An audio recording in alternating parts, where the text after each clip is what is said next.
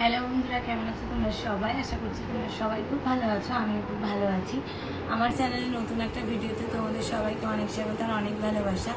আজকে যদিও মনটা একদমই ভালো নেই, আজকে আমার কাছে একটা খুব ইমোশনাল ডে। কেন? ভিডিওটা পুরো দেখতে থাকো, আস্তে আস্তে সবটাই জানতে পারবে ভিডিওর মাধ্যমে। আর এখন সকালবেলা আমি রেডি হয়ে গেছিলাম, একটা জায়গাতে যাওয়ার আছে। তো কেন ইমোশনাল ডে সেটা আজকে তোমাদের বলেই দিই। আজকে আমার ওয়াজিয়ার ভ্যাকসিন, আর আজকে 9 মান্থের 4টে ভ্যাকসিন হবে, সেটা নিয়ে আমরা সবাই খুবই টেনশনে আছি। তাসলিমও রেডি হয়ে গেছিল সকাল সকাল কাজে যাবে বলে, কিন্তু ওরও আজকে কাজটা হয়নি। যাই হোক, ও আমাদের সঙ্গে যাবে। আমি, আমার মা, আমার শাশুড়ি মা, তাসলিম 4জন মিলেই যাবো ওয়াজিয়াকে নিয়ে। পুরো ভিডিওটা কন্টিনিউ করো, সবটা আস্তে আস্তে জানতে পারো। এই যে দেখো, ওয়াজিয়ার খাবারটা নিয়ে চলে আসলাম। এই যে ও ঘুম থেকে উঠে পড়ে, এর মধ্যে এক্ষুনি হাত দিয়ে দিচ্ছিলাম। ও ঘুম থেকে উঠে পড়েছে, এখন ওকে খাইয়ে নেব। এই যে ওর পাপাও আজকে বাড়িতে আছে, চলো ওকে আগে খাইয়ে নি। ওকে খাওয়ানোটা একটা যুদ্ধ, এই সময় ক্যামেরা করা কোনোভাবেই পসিবল না। খাইয়ে তারপরে আবার তোমাদের সঙ্গে কথা। সেই সকালবেলা লাস্ট তোমাদের সঙ্গে ভিডিও শেয়ার করতে পেরেছিলাম, তারপরে আর কোনো ভিডিও করতে পারিনি। কেন বলো তো? কাল থেকে খুবই টেনশানে আছি আমরা সবাই ইঞ্জেকশনটা নিয়ে, যেহেতু আজকে ওর 4টে ইঞ্জেকশন, তো সেই জন্য ও তো বেচারি কিছুই বুঝতে পারছে না, আমাদের যা কষ্ট হচ্ছে। যাক, এই দিনটা প্রত্যেকটা মা বলো আর প্রত্যেকটা ফ্যামিলি বলো, সবার কাছেই খুবই কষ্টের। কেন কি, বাচ্চারা যদি এতটা কষ্ট পায়, আমরা কেউই সেটা মেনে নিতে পারি না, তাই না? বাচ্চারা সবসময় হাসবে খেলবে, এটাই দেখতে বেশি ভালো লাগে। এখনও পর্যন্ত মেয়ে তো আমার চুপচাপই আছে, কিন্তু এই যে এর পরেই দেখো ইঞ্জেকশন দেওয়ার পরে খুবই কান্নাকাটি এখানে করছিল। আর এই যে দেখো, এখানে যেহেতু আমার আব্বু হেলথ সেন্টারে কাজ করে, তো আব্বুর সঙ্গে একটু কথা বলতে গেছিলাম। কথা বলে তারপরে আমরা সবাই মিলে টোটোতে উঠে পড়েছি বাড়ি যাওয়ার জন্য। টোটোতে উঠে ওয়াজিয়া একটু চুপচাপ ছিল, কিন্তু মাঝে মাঝেই কেঁদে উঠছিল যখনই ওর মনে পড়ছিল। আর যখন ইঞ্জেকশনটা দেয়, কেঁদে কোকিয়ে গেছিলো। বাড়ি এসে হয়ে গেল আরও একটা ঘটনা, যার জন্য কোনো ভিডিও শেয়ার করতে পারিনি। আমার শাশুড়ি মায়ের সুগার ফল্ট করে গেছিলো।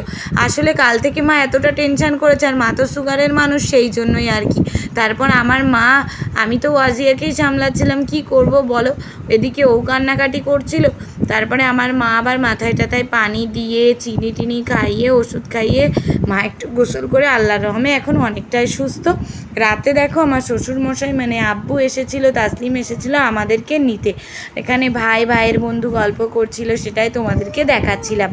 আর এখানে দেখো, আমার মা কিছু একটা করছিল তাসলিমদের দেওয়ার জন্য, মানে মুড়ি মাখাচ্ছিল, চা করছিল, এইসব করছিল। যেহেতু রাত হয়ে গেছে, তো সেই জন্য। আর এখানে ভেবো না তাসলিম আমার উপর রেগে গেছে, কিছু একটা বলছিল, যাই হোক এখন মনে পড়ছে না।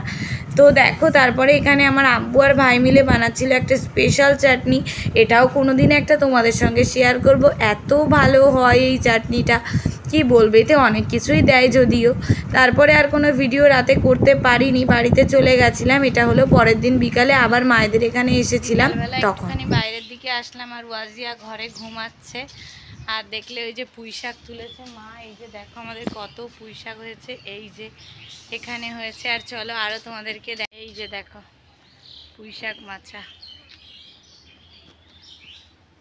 এটা পেঁপে গাছ।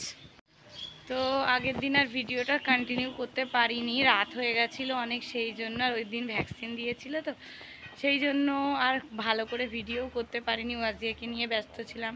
আর মায়েরও সুগার ফল্ট হয়েছিল, মানে আমার শাশুড়ি মায়ের সুগার ফল্ট হয়েছিল, সেই সব নিয়ে ব্যস্ত ছিলাম। মা তো পুরো মাথা ঘুরে পড়ে গেছিলো। আবার আমার মা মাথায় টাথায় পানি দিয়ে গোসল টোসল করে একটু চিনি খেয়ে তারপরে ওষুধ খেয়ে ঠিক হলো, সেই জন্য আর কি, বুঝলে তো, ভালো করে ভিডিও করতে পারিনি। যাই হোক, তাই আজকে আবার ভিডিওটা কন্টিনিউ করছে। আজকেও মায়েদের এখানেই এসেছিলাম। মা গেছে একটু বারাসাতে, মা মানে হলো আমার শাশুড়ি মা, একটু খালামার সঙ্গে, খালা শাশুড়ির সঙ্গে গেছে বারাসাতে। বারাসাত থেকে আসবে, বসবে না, যেহেতু খালা শাশুড়ির ছেলে স্কুলে গেছে আরিজ, তো ওকে স্কুল থেকে আবার নেওয়ার ব্যাপার আছে, মানে ওই স্কুল থেকে চলে আসবে, সেই জন্য আর বসবে না, বাড়িতে চলে যাবে। তো বললো পুঁই শাকটা একটুখানি কেটে রাখতে, তাই মা কেটে রেখেছিল। মা আর ওয়াজিয়া ঘরে শুয়ে আছে, ওরা এক্ষুনি আসবে, আসলে ওদের কাছেই দিয়ে দেব। এই যে দেখো, এই পুঁই শাকগুলোকেই কেটে রেখে দিয়েছে। তারপরে খালামারা এসেছিল, ফারিয়া কটা দিন ধরে বলছিল একটুখানি কালো আঙ্গুর পাবে, তো ওরা যেহেতু বারাসাতে গেছিলো, সেহেতু বারাসাত থেকেই আমার শাশুড়িমারা কিনে এনে দিয়েছিল। জানো তো, ওকে এত ভালোবাসে আমাদের বাড়ির সবাই, তো যাই হোক, আর ওই পুঁই শাকটাও নিয়ে গেল। তারপরে এই যে দেখো আপসিন, ওরা আবার বাড়িতেও চলে যাচ্ছে। ওরা বসলো না, কেন কি ওদের টোটোটা দাঁড়িয়ে আছে। তো আর বললাম যে আমার খালা শাশুড়ির ছেলে ওই স্কুল থেকে বাড়ি আসবে, তাই ওদের একটু তাড়াহুড়োই ছিল। এই যে দেখো সবাই চলে গেছে, আর ও ওদের সঙ্গে যাবে বলে কি কান্নাকাটি করছিল। তারপরে ওরা তো চলে গেল। আর এখন দেখো এক্ষুনি ওর পাপা আসবে একটুখানি পরেই।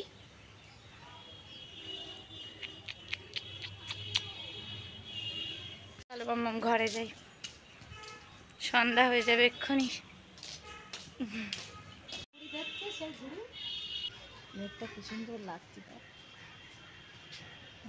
আয় আয় করো, আয় আয় আয় আয় করে দাও, আবার করে দাও, আয় আয় আয় আয় আয় আয় আয় আয় আয় আয় আয় আয় আয়